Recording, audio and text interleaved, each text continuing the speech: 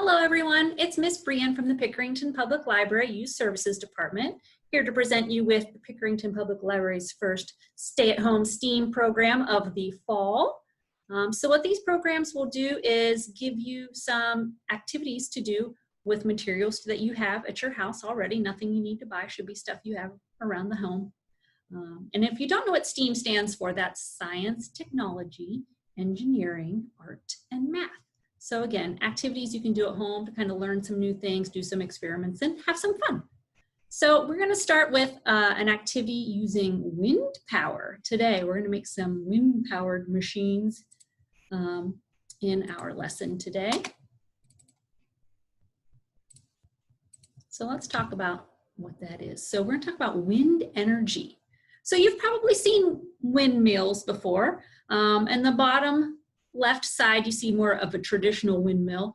And in the olden days, those were used to do things like grind grain or pump water. So when the wind would blow, it would make those blades turn. And then the power that makes would go to the machine that's hooked up inside. So again, it could be grinding grain or pumping water, something kind of small like that.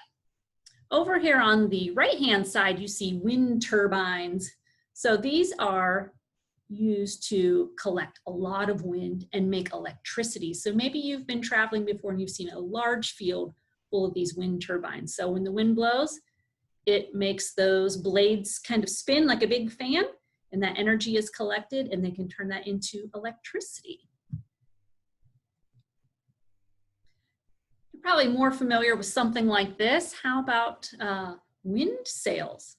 So we've got more of a traditional boat here on the bottom left, and then we have just a small little sailboat at the top right. So again, another way that we can kind of collect the energy from the wind to make something else happen. So when the wind blows against or beside these sails, you can move the sails, turn the sails to do what you want with that wind. So it can help kind of push these boats forward. So our challenge is going to be to attach a sail to a toy car that you have at your house and see how far we can make that go. It's actually pretty fun. So the supplies you'll need are whatever toy cars you have. You'll see here I tried 3 different things that I had from my house. A mast, that's where you see these pencil, the chopstick, the popsicle stick, a Q-tip, even a little toothpick. Anything you have that's tall and skinny. So the mast is like that big pole on the boat that holds the sail. You'll need some paper. That will be your sail. You'll need some tape. I just had whatever tape was laying around, just Scotch tape or some painter's tape. And then you'll need a fan. So you're going to need some adult help with that fan since you'll be dealing with electricity on that part. So what we're going to do is construct a vehicle with a sail. We're going to see what happens to it. So I named these cars green car. So there's the green car there.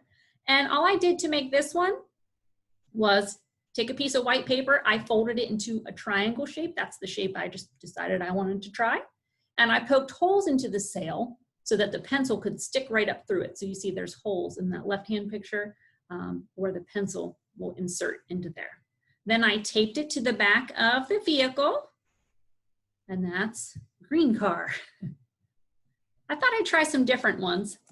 There's no real strict instructions on what you're going to build here. You're just going to do what works or what doesn't work. You'll find out, right? So here's blue car. This was my first attempt. I thought, oh, that'd be cool if I made like a long tube. So I made a tube and then I stuck a popsicle stick in between and then I taped that to the blue car. I will tell you, this one did not work. This one did not work. So I had to redesign this one. And this one I said, you know what, I'm just gonna try a flat piece of paper. Let's see what happens if we do a flat piece of paper. So you see I took the green tube off. I just put a square purple piece of paper on there, and that's blue car. And then lastly, sports car. I thought that one looked kind of sporty. This one is a chopstick. Kind of like the first car, I poked a hole through some paper and pushed it down through the chopstick. And you can see it's kind of on its side and it's kind of curved. So here's some questions you're going to want to ask yourself when you're designing your cars with sails. If your car does not move, what can you do? So you have to be thinking about that. How far does your car go? So you'll want to kind of measure that or take a look at that once your cars do start to move in the wind.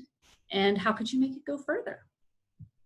So let's look at some of the attempts that I had here in the library.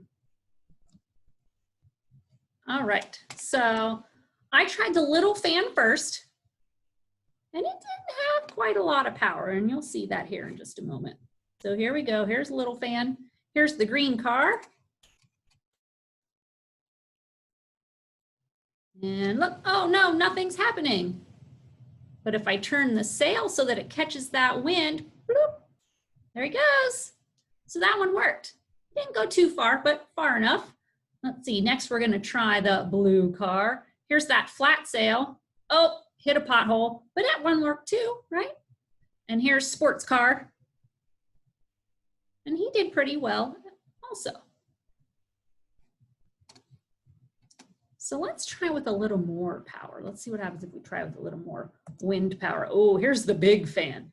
So I got out the big fan, and let's see what happens when I put the big fan on all three cars. 3, 2, 1, go! And they're off. Oh, look at that. They all fell off the table. So that one worked a lot better. So the more wind, the further and faster that they went. And if I had a longer table, they may have gone even further than we could see. Now, you'll notice I used a table for this part. When you're doing your experiment, you'll probably notice this as well.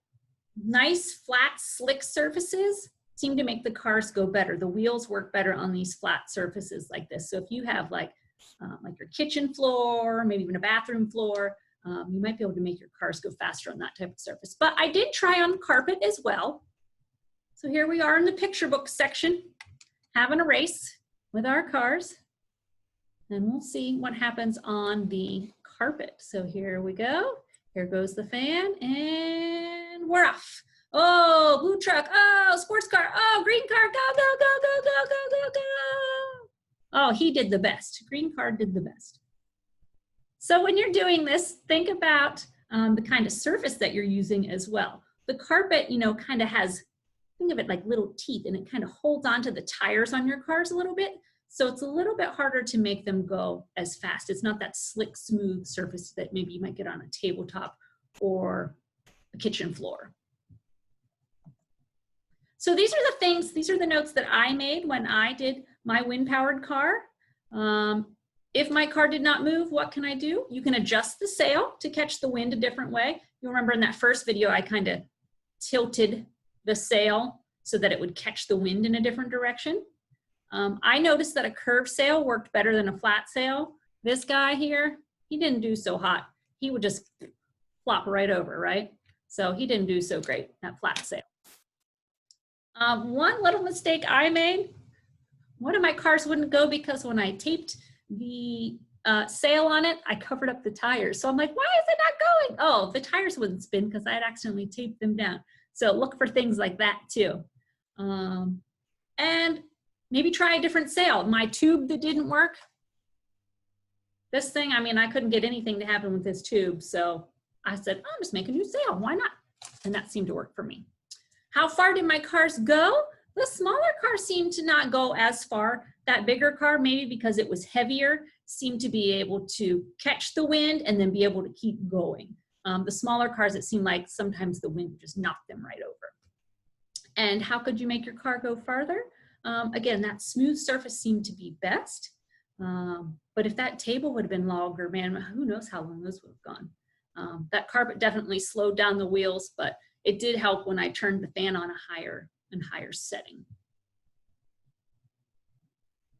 Well, I hope you enjoyed that activity. I hope you will try this at home, see what you can make happen with your wind-powered cars. And if you'd like to, let us know how they turned out. Thanks for stopping by.